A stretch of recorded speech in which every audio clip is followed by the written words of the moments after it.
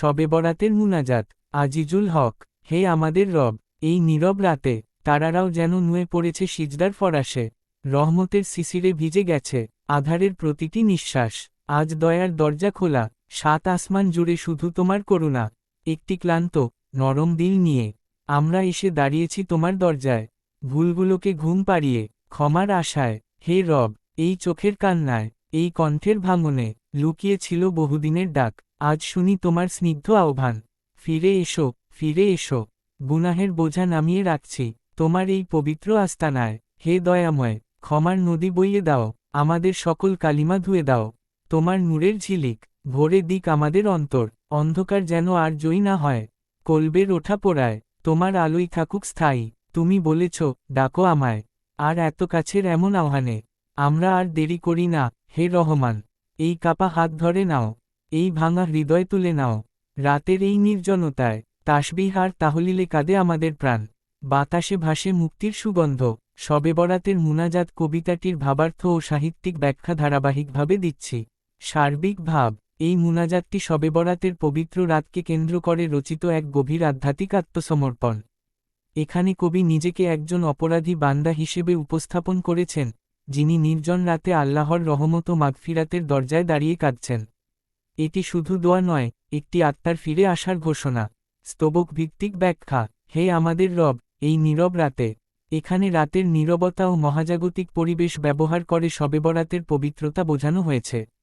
তারারাও যেন নুয়ে পড়েছে সিজদার ফরাসে, রূপকটি ইঙ্গিত করে যে সৃষ্টিজগত আল্লাহর সামনে বিনত। আজ দয়ার দরজা খোলা, 7 আসমান জুড়ে শুধু তোমার করুণা। এটি শবে বরাতের মূল আকীদার প্রতি ইশারা। এই রাতে আল্লাহর রহমত বিশেষভাবে বর্ষিত হয়। 7 আসমান, ইসলামী বিশ্বাসের পূর্ণতা ও ব্যাপ্তির প্রতীক। একটি ক্লান্ত, নরম দিল নিয়ে মানুষের অন্তরের দুর্বলতা ও অনুতাপ এখানে স্পষ্ট। ভুলগুলোকে ঘুম পাড়িয়ে, অর্থাৎ গুনাহ থেকে বিরত হয়ে নতুনভাবে শুরু করার আকাঙ্ক্ষা। এই চোখের কান্নায়, এই কণ্ঠের ভাঙনে, এখানে চোখের অশ্রু ও কণ্ঠের ভাঙন তওবার আন্তরিকতার প্রতীক। বহুদিনের চাপা দুঃখ ও অনুশোচনার প্রকাশ ঘটেছে এই কান্নার মাধ্যমে। আজ শুনি তোমার স্নিগ্ধ আহ্বান, ফিরে এসো। এটি কুরআনিক ভাবধারার প্রতিফলন। আল্লাহ বান্দাকে বারবার ফিরে আসার আহ্বান জানান। এখানে রব দয়ালু পিতা রূপে উপস্থাপিত।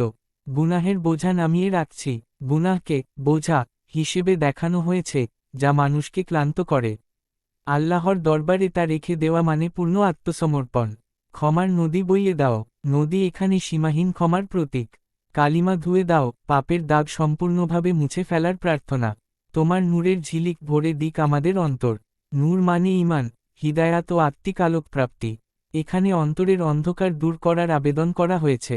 তুমি বলেছ, ডাকো আমায়। এটি সরাসরি কুরআনের ঘোষণা, সূরা গাফির 60 এর প্রতি ইঙ্গিত। আল্লাহর নৈকটের বিশ্বাস এখানে দৃঢ়ভাবে প্রতিষ্ঠিত। এই কাপা হাত ধরে নাও, এই ভাঙা হৃদয় তুলে নাও। মানুষের অসহায়ত্ব ও আল্লাহর উপর পূর্ণ নির্ভরতা প্রকাশ পেয়েছে এই পঙ্ক্তিতে। শেষ অংশ তাসবিহ ও তাহলিল। রাতের নির্জনতায় জিকিরের মাধ্যমে আত্মার কান্না, এটি শবে বরাতের ইবাদতপ্রবণ চিত্র। মুক্তির সুগন্ধ, ক্ষমা ও নাজাতের আশা।